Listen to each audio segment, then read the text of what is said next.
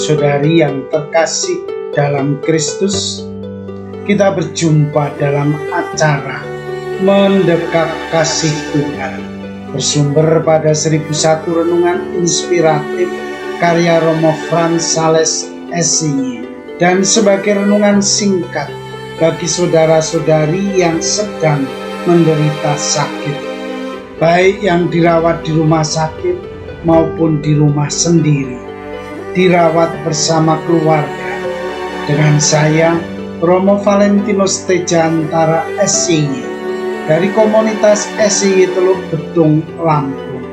Pada hari ini kita ingin merenungkan tema berusaha memiliki hati yang tenang dan damai. Ada seorang gadis yang kurang begitu mudah menerima situasi hidup diri dan keluarganya. Orang tuanya tidak punya pekerjaan tetap, sehingga menjadi kendala dalam memenuhi kebutuhan hidup keluarga.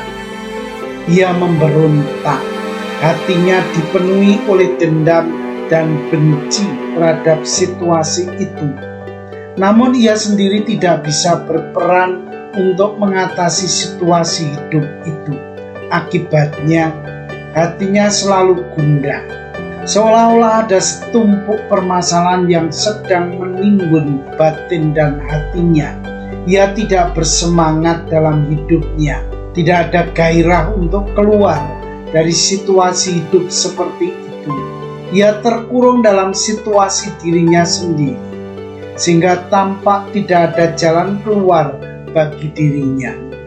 Suatu hari ia diajak oleh seorang temannya untuk bertamasya. Mereka pergi ke sebuah telaga yang luas. Angin senja itu memberikan kesegaran bagi dirinya.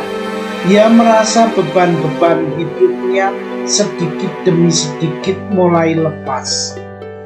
Sambil berjalan menyusuri telaga itu, temannya itu berkata, "Kamu lihat telaga yang tenang itu? Begitu indah dan menyenangkan menyaksikan telaga yang tenang dan damai. Hati kita juga mestinya tenang dan damai seperti telaga itu." Gadis itu tertegun mendengar kata-kata temannya. Ia merasa disentuh oleh kata-kata itu. Selama ini hatinya selalu gamang memikirkan kondisi keluarganya. Semestinya hatinya itu menjadi tenang, sehingga persoalan yang terjadi dapat diselesaikan dengan baik. Hati yang tenang dan damai menjadi titik awal bagi seseorang dalam menghadapi persoalan-persoalan hidupnya. Seringkali keresahan meliputi hati manusia. Hati manusia. Orang bingung menghadapi persoalan hidupnya. Orang kurang teguh dalam menemukan yang terbaik bagi hidupnya. Saudara dan saudari yang dikasihi Tuhan, mungkin orang butuh waktu untuk menenangkan diri. Orang butuh waktu untuk menggali dan merefleksikan pengalaman-pengalaman hidup hariannya. Orang tidak boleh hanya tenggelam dalam duka cita hidupnya. Masih ada secercah harapan bagi hidupnya. Masih ada telaga yang membentak, yang mampu membantu manusia untuk menyadari keberadaannya. Teman gadis itu memberikan suatu penyadaran yang sangat bermakna bagi hidup gadis itu. Ia menunjukkan bahwa hati manusia mesti jauh lebih tenang dan damai daripada telaga. Hati yang tenang dan damai akan membantu manusia menangkap nilai-nilai yang baik dari hidup ini. Kalau orang dapat menciptakan hati yang tenang dan damai, orang akan mengalami sukacita. Orang akan merasakan bahwa Tuhan hadir dalam hidupnya. Tuhan senantiasa ada bersama dirinya.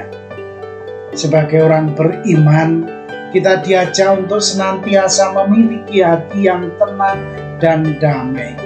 Hati yang galau menjauhkan kita dari Tuhan yang selalu mencintai kita. Hati yang tenang dan damai membantu kita untuk senantiasa terbuka terhadap suara Tuhan yang berseru kepada kita.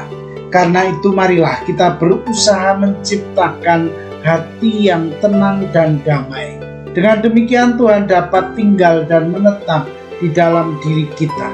Kita akan mengalami sukacita dan damai. Kita dapat memancarkan sukacita dan damai itu kepada setiap orang yang kita jumpai. Saudara dan saudari yang terkasih, marilah mengakhiri renungan singkat kita ini dengan menyatukan iman, harapan, dan kasih kepada Tuhan. Akhirnya, berkat dan doaku selalu menyertai Anda yang sedang sakit. Semoga Tuhan memberi kesembuhan, kekuatan, dan ketabahan dalam memanggul salib hidup ini dan diberi semangat serta kesegaran. Doa dan berkat-Mu selalu menyertai Anda. Sampai bertemu dalam renungan selanjutnya.